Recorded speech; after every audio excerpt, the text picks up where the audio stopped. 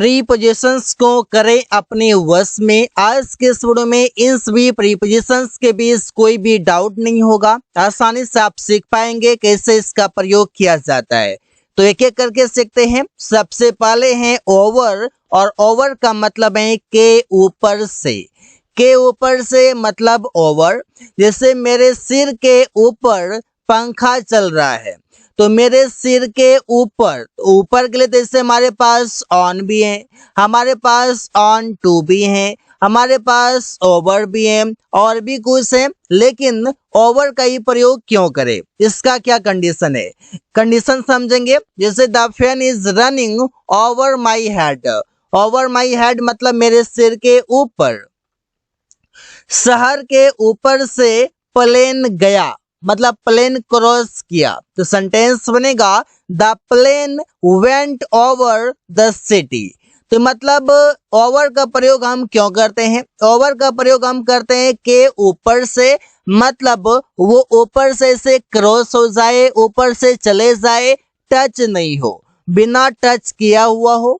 और दूसरी बात है ये कि ऊपर हो लेकिन वो मतलब ऊपर में हो, ये एक दूसरे से टच नहीं कर रहा हो। जिससे आप समझ सकते हैं कि मैं यहाँ तक हूँ और मेरा मकान यहाँ तक है और यहाँ पर पंखा लगे हुए हैं। अब यहाँ पर पंखा लगा हुआ है तो मेरा, मैं और ये पंखा, ये दोनों एक दूसरे से टच नहीं हो रहा है, मतलब ऊपर तो है लेकिन टच नहीं हो रहा है। तो दोनों सेंस में प्रयोग कर सकते हैं। मेरे ऊपर पेड़ है तो हम बोलते हैं there is a tree over me. Over me मतलब मेरे ऊपर, मतलब मैं पेड़ के नीचे हूँ और मेरे ऊपर है, मैं और पेड़ की डाली दोनों आपस में टच नहीं हो रहे हैं। फ्रॉम, फ्रॉम का मतलब है से, या फिर आप कहें तो आप उससे दूर होते हैं, अलग होते हैं। जैसे बोलते हैं वो दिल्ली से आ रहा है, तो दिल्ली से, तो दिल्ली से आएगा तो उससे दूरी बनाएगा, उससे वो दूर हो जाएगा। जिससे बोलते हैं he is coming from Delhi, मतलब इसका हम प्रयोग करते हैं कोई भी प्लेस से, कोई भी स्थान से जब आप अलग होते हैं। जैसे तुम कहाँ से आ रहे थे, where were you coming from, where were you coming from, तुम कहाँ से आ रहे थे। रवि बाजार से आ रहा था, Ravi was coming from market, from school, from coaching, from any place, कोई भी प्लेस का आप नाम लिख सकते हैं। ऑन टू, ऑन टू का भी मतलब है के ऊपर, तो इसका प्रयोग क्या किस कंडीशन में करते हैं। जैसे वो बेड पर कूद गया, तो सेंटेंस बनेगा he jumped on to bed. मैं टेबल पर कूदा, I jumped on to the table. Ramesh छत पर कूद रहा था, Ramesh was jumping on to roof, मतलब ऑन का तो मतलब ऊपर होता है, तो ऑन टू का प्रयोग कैसे करें। देखिए ऑन का मतलब प्रयोग तब होगा जैसे टेबल पर, तो टेबल से कोई भी चीज जब टच कर रहा होता है तब तो वहां पर ऑन प्रयोग होता है। लेकिन ऑन टू का प्रयोग तब होगा जब आप प्रयोग करेंगे मोशन के साथ, गति के साथ जब आप प्रयोग करेंगे। जैसे इन सभी सेंटेंसेस में गति हो रहा है, जैसे कूदना, कूदेगा, छत पर कूदा, यहाँ पर गति के साथ एक्शन हुआ, टेबल पर कूदा तो एक्शन जो हुआ गति के साथ हुआ, बेड पर कूदा तो यहाँ पर भी एक्शन के साथ हुआ। जिससे बोलते हैं ना कि वो घोड़े पर कूद गया, वो घोड़े पर उछल गया, तो यहाँ पर आप बोलते हैं वहां पर भी ऑन टू का प्रयोग होगा क्योंकि ऊपर की बातें हो रही हैं गति के साथ। इनटू, इनटू का मतलब है अंदर, या फिर आप बोल सकते हैं में, दोनों तरीके से आप प्रयोग करते हैं। अब इसका प्रयोग कैसे करते हैं, जैसे में के लिए तो हमारे पास इन है, तो इनटू का क्या काम करेगा, वो कमरा के अंदर गया, he went into the room. तुम ऑफिस के अंदर चला गया, you went into the office.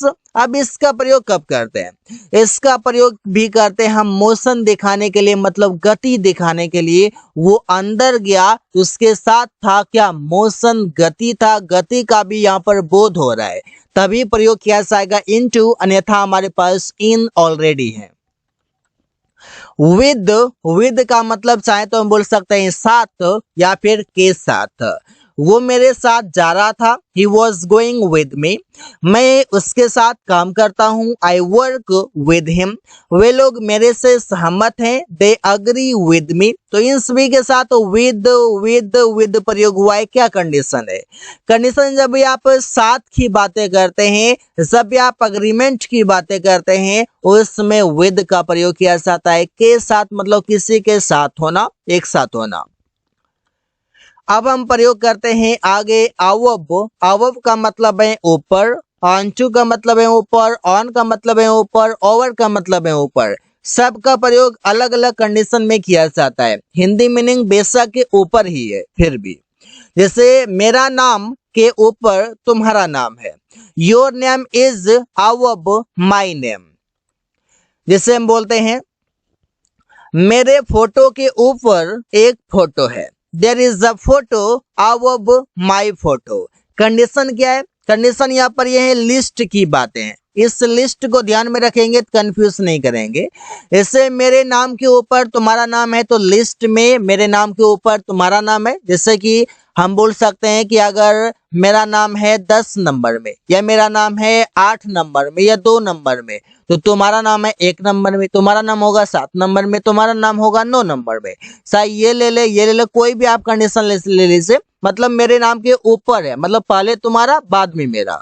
मेरे फोटो के ऊपर एक फोटो है, ऐसे कि मान लीजिए ये दीवार है, इस दीवार में एक फोटो है। अब मेरे फोटो के ऊपर एक फोटो है, तो मेरा फोटो तो एक ये हो गया, इसके ऊपर जस्ट सीधा में ही ये एक फोटो है, लेकिन दोनों आपस में टच नहीं हो रहा है, लेकिन फिर भी सीधा में है, लिस्ट में, इसलिए अबव का प्रयोग करते हैं।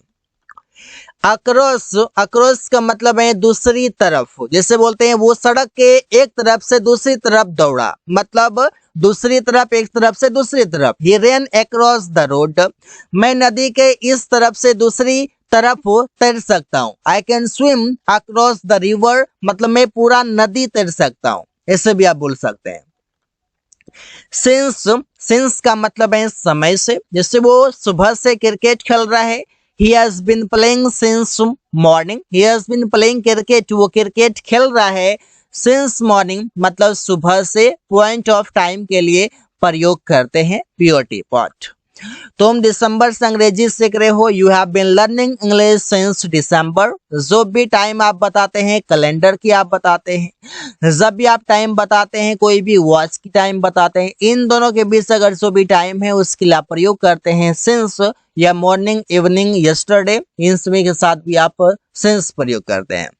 वे लोग 10 बजे से इंतजार कर रहा है, they have been waiting since, they have been waiting, वे लोग इंतजार कर रहे हैं सिंस 10 o'clock, 10 बजे से। अबाउट, अबाउट का मतलब है के बारे में या बारे में। ये सभी हमारा प्रीपोजिशंस हैं जो काफी ज्यादा यूजफुल है। जैसे हम बोलते हैं उसे अपने बारे में सोचना चाहिए, he should think, उसे सोचना चाहिए अबाउट हिमसेल्फ, अपने बारे में। रवि अपने लक्ष्य के बारे में सोच रहा है, Ravi is thinking about his goal. About मतलब के बारे में। और ये प्रीपोजिशन जो है ये सभी नाउन या प्रोनाउन से पहले प्रयोग किया जाता है। तुम किसके बारे में सोच रहे हो? About whom are you thinking, तो किसके बारे में? About whom। बियॉन्ड, बियॉन्ड का मतलब है के पार। जिससे बोलते हैं इस नदी के पार एक गांव है, तो there is a village beyond this river. हमारी सोच के परे भी चीजें हैं, जिससे बोलते हैं there are many things beyond our imagination. यहाँ पर आप समझते कि के पार भी बोल सकते हैं या के परे भी बोल सकते हैं। के परे मतलब क्या? मतलब इससे ऊपर, ऐसे बोल सकते हैं ये काम मेरे बस की नहीं है, मेरे से ये परे है, वहां पर भी आप प्रयोग करते हैं।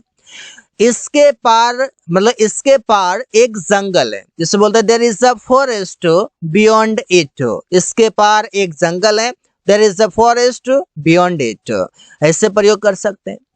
थ्रू, थ्रू का मतलब है में से या से। जैसे बोलते हैं मैं खिड़की से तुम्हें देख सकता हूँ, तो सेंटेंस बनेगा I can see you through the window. अब थ्रू का प्रयोग हम कब करते हैं? जब किसी भी चीजों से एक पार से दूसरी पार आप देख सकते हैं, वहां पर थ्रू का प्रयोग कर सकते हैं। मैं एक जंगल से गुजर रहा हूँ, थ्रू का दूसरा मीनिंग है गुजरना किसी से, जैसे कि I am passing through a jungle, जैसे जंगल से गुजरना, कोई भी रास्ते से गुजरना, कोई भी बाजार से, सिटी से, कंट्री से गुजरना, वहां पर भी प्रयोग कर सकते हैं।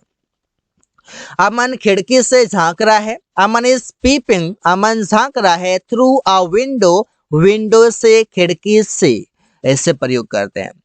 बेलो, बिलो का मतलब है के नीचे। अब इसका प्रयोग कैसे करते हैं? वीडियो के नीचे डिस्क्रिप्शन है तो हम बोलते हैं there is a description below the video. अब ये पता है कि यहाँ पर भी क्या है, यहाँ पर भी लिस्ट की बातें हैं कि ये मेरा वीडियो ऊपर चल रहा है अभी, इसके नीचे हमारा टाइटल है, डिस्क्रिप्शन है, ये सभी इसके नीचे है, मतलब आप कह सकते ये सभी लिस्ट में है, एक सीधा में है। दीवार में फोटो के नीचे एक फोटो है, there is a photo below the photo in the wall, मतलब दीवार है, इस दीवार में एक फोटो है, इसके नीचे भी एक फोटो है, दोनों आपस में टच नहीं कर रहे हैं लेकिन एक दूसरे के सीधा में नीचे है।